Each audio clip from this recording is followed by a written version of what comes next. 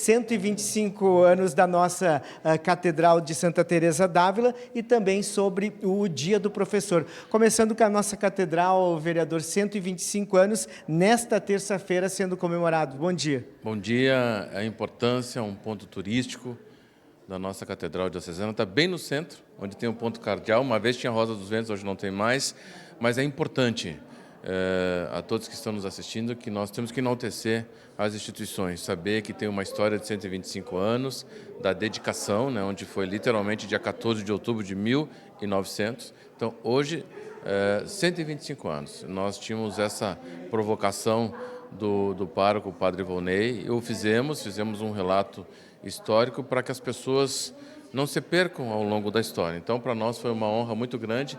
Eu, como um cristão católico, fiquei muito honrado de poder ter falado sobre a Catedral Diocesana, onde nós frequentamos. Aliás, hoje vamos representar a casa às 19 horas na missa solene.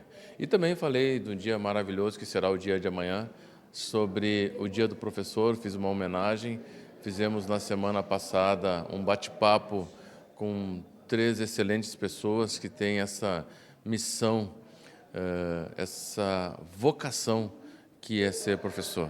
Momentos tão difíceis que estamos passando, falamos em instituição, e o professor, hoje no nosso município, que tem essa função em específico de tornar cada vez mais forte a família também. Porque nós comentamos hoje no Grande Expediente que no nosso município, e certamente de outros tantos do Pórto de Caxias do Sul, o equipamento público que funciona e onde as famílias têm voz e vez é na escola.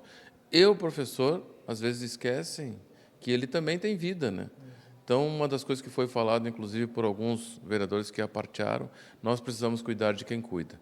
Então, nesse sentido, nós, no dia de hoje, fizemos uma alusão que será dia 15, agradecendo todo o desempenho desse profissional que para todos nós ele tem uma importância muito grande. Eu estou aqui porque tive um professor, você está aqui, quem está do outro lado da tela também. Então, para nós não poderíamos deixar de passar que hoje era o dia do nosso Grande Expediente, mas amanhã também teremos um outro momento de acordo de liderança para dar esse espaço ao professor.